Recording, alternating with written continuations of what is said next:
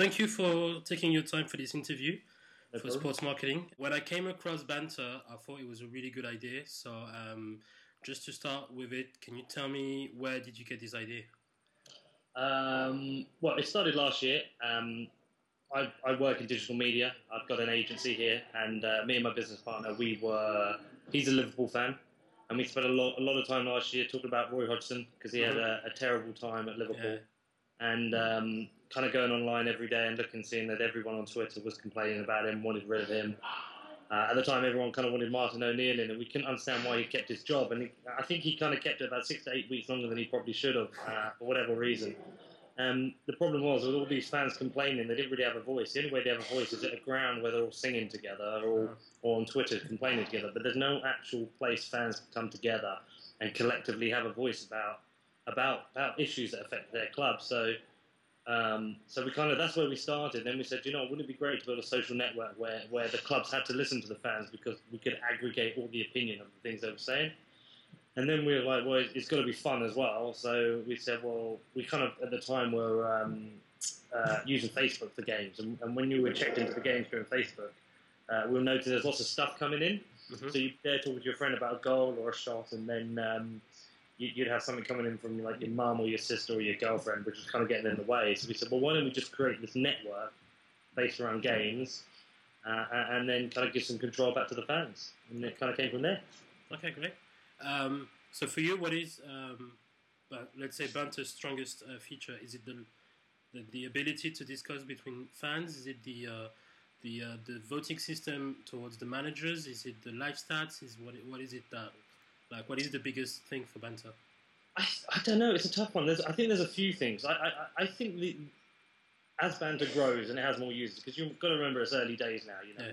We've only got a few thousand users. We've only been going a week. But I think as it grows and people come to it, I think the real power is in the fans being able to have a voice that the clubs need to listen to and have a way to communicate and build a dialogue with the clubs. Because I think there's a big gap between the clubs and the fans now. And, the fans spend a lot of money supporting their clubs, and I don't think they're listened to enough. Yeah. So I think giving control and giving a voice back to the fans is going to be one of the unique features. But that said, also, I just think the match day interaction, a way of following the game. So we're working on an app at the moment, and what's going to be quite cool is allowing people who are at the game to interact with people who aren't at the game as well. We think that's going to be quite cool as well. So I would say it's probably the match interactions, but also the ability to have an opinion about your club that's heard. Okay. So you said that you're thinking about developing an app. So do you already have plans for like developing Banter's service across different mediums? Yeah, I mean, we've already started work on the app, and it's really tough because you have that choice now of building lots of native apps, and it's quite slow to get to market, or you can build something HTML5 and use something like PhoneCap to distribute it amongst the apps.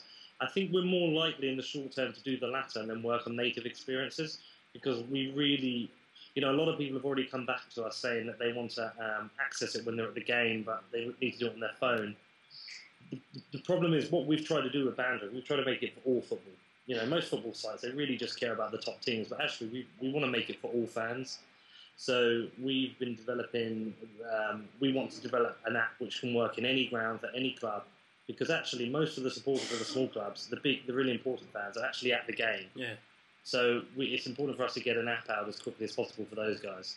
Okay. And how do you manage to work with all the teams? Do you have like a deal with all the clubs in England, or is it something that I know that in England you have to pay to use the names teams. Okay, so what you have to do, you have to buy a fixtures license from the Football League, which is a license that allows you to display fixtures. It's actually really difficult. I actually don't think the Football League really understand digital, because there's a few things. There's three things. We have to have the data feeds from Opta, and Opta are brilliant. We love working with them. We buy all the feeds from them. They're a commercial company. But to display fixtures, you have to have a license with the Football League, which we're happy to pay for, more than happy to, and we try to work with them all the way. But we can't, for example, put a fixture in an email. So I can't email you as somebody who's subscribed and said, this weekend, Arsenal's blah blah. yeah, they're playing tonight. Why don't you check in for whatever reason? And they're not going to move on that, which I think is a bit kind of, I don't know, it's just a bit backwards because most people know their team's playing, and if they're not, they're talking about it on social media anyway. Yeah. And then also, we wanted to use the team's badges, and so we went through a process of finding who the contact was at every club. And when we started contacting them, we found out there's a company called FL Interactive who basically they build all the websites for all the football clubs in England, most of them basically, say 90%. And they have a deal whereby if they build your website, you assign the right to use their badge online. So they have basically the rights to, I think it's about 80 clubs online to use the badges. So we approached them and they basically said, no, you can't use it because it's a trademark and you're in competition to us. So we couldn't use the badges. And again, I don't really like that. I don't like control. I don't like people trying to kind of force people down a corner who are just trying to do the right thing. So yeah, we've had some difficulties. It's quite backwards. I think somebody needs to go into Football League, try and help them understand digital. Because another thing is we can't use the badges, yet Facebook and Twitter, all the badges are there. Yeah, exactly. Avatars. So I just kind of think you create these closed walls, but there's other people who don't have to follow the rules. So yeah, not so fair. What are your long-term goals for Banter? What are you aiming at? I want Banter to be in every country in the world for every football league. That's our first goal. Our first goal is to get Banter in as many countries as possible. Well, what we're going to do is we're going to focus on stabilising it for the UK. Okay. But we are covering the Champions League and we are covering the Europa Cup. So if you support a team who's in there, so Barcelona or Madrid or Inter Milan, you'll be able to register as one of those teams and follow the European games and Banter. And as soon as we can, we're going to get Banter into the rest of Europe, and then ideally the world. I'd absolutely love that to happen. I think that'd be brilliant. I'd love it in France, I'd love it in Belgium, I'd love it in Holland, I'd love it in South America. We've actually got people registered on Banter in 75 countries, so we know it's a global product. We know people want to use it. Secondly, I would like to actually build a relationship with the football leagues to try and help them understand the issues of the fans. Okay. And also build a relationship with the clubs, so the clubs and the fans have a way of working together for issues that affect each other. Football in some ways is in a mess. There's a lot of greed, there's a lot of people at the top who control it, and I just think there's a lot of small clubs that need help and support. And I don't know, but it's hard to explain what we want to do apart from just make it a big football website for all football fans. I saw that the website is named banter.tv. Yep. Do you see yourself as a media or as a new media, or what's your position within the whole media sphere of football between TV, things like Facebook and Twitter, all the illegal websites where you can watch the games? Where your position in there?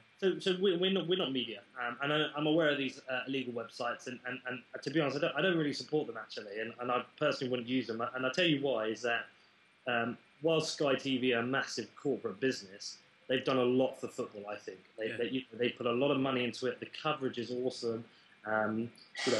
We've got really great players in the UK and the league because of the money. So I don't actually agree with the stealing of Sky Sports. So we don't support that, and our terms and conditions actually say that you can't put that on the site. And if anyone does, we'll take it down.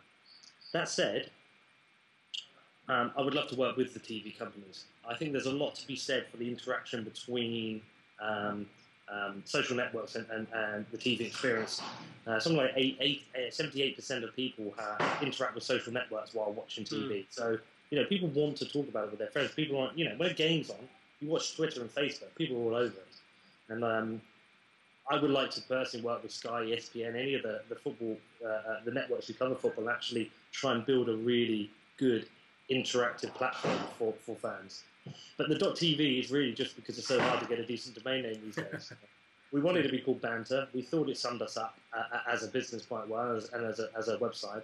And, Banter.tv was all that was available. So it really is just because of domain issues. No problem.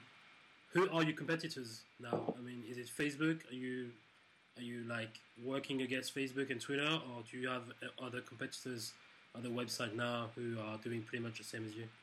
No, there's a few people kind of in the market. I mean, Facebook and Twitter are competitors, but in that, people will use them as a medium while they're watching games. But at the same time, I don't really see them as a competitor in that, they're kind of layers through your life now. Facebook is a layer through your life, whereas we are just a niche network about a specific subject.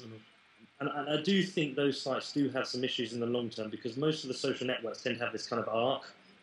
Friends Reunited had it, MySpace had it, where the novelty kind of wears off and it kind of dies down. Yeah. And I think Facebook, in trying to be a £100 billion business, is kind of going to cause themselves some problems. I think they should have, keep it out a bit. So I don't really see them as a huge competitor. Our competitors are more like somebody like So Fanatics, who are doing something really similar. You can check into games with them, and they've got a really good product, and they've worked on that for a long time. I really like it. I don't really use it now because I use Banter. I think we've built something better, but they kind of are a competitor. But their experience is very different. Theirs is a Flash-based experience. I mean, we wouldn't build anything in Flash, but they've got some cool things we probably would like to do as well. So yeah, I'd probably say our biggest competitor is So Fanatics. There's another social network called Footbo, but I don't really see that as a true social network. It's not particularly very good. So okay, yeah. Final question. I don't see any advertising on Banter, which is good. Yeah. But what is your business model? I mean, how do you get money out of it? Well, at the moment, we don't actually have to make any money immediately. We've raised enough funds to give us the ability to build the site. And you know what? I don't want to do anything that stops Banter being cool. It has to stay cool. It has to be good to use. We can't just put ads everywhere. I don't believe many websites do decent, engaging ads. The only people I kind of like in terms of advertising are YouTube. I think they do great banners at the top of their website. But in terms of our business model, we've been approached by a few betting companies already who want to use our website for people to place bets. Again, I don't want us to be a betting site, so we're avoiding that just for the moment.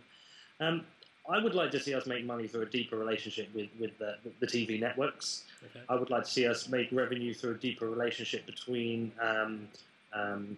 the clubs to help them build a better relationship. A lot of the clubs can't afford decent websites. I tried to buy a Brentford shirt the other day for a fan of Brentford, and their website's terrible, and it was a nightmare. I would like to help the clubs build a better engagement with their fans, better e-commerce facilities, so they can actually make more money. Beyond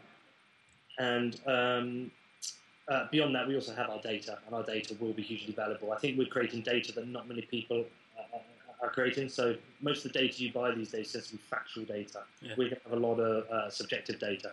So hopefully we'll kind of end up owning the kind of sports social graph. Great. Okay. That's all for me. I'm really looking forward to see Banter coming to France.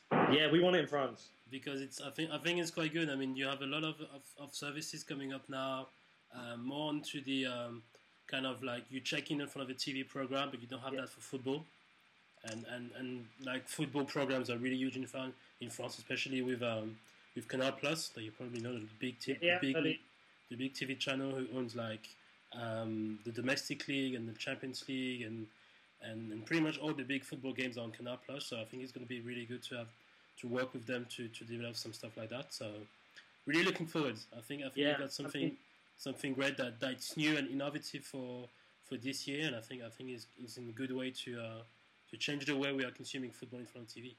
Absolutely, yeah. I'd love to be in France. I've actually just bought the Saint Etienne shirt. Oh, great. The new Saint Etienne shirt. I'm not a fan of any French team in particular, but I just think the new Saint Etienne shirt is just a really great shirt. Okay, I'll tell to a really good friend of mine who's working for Adidas, and he's in charge of that, so I'll tell him. I tell him. I think it's the best shirt across all European leagues this year, actually. Okay, great. I'll tell him. No problems. Thank you very much, Peter. No worries, man. Thank you for your time. Any questions, give me a shout. Good luck with your website. I love what you guys are doing. Thank you for supporting us, and see you soon, man. See you soon. Take care. Bye. Take care.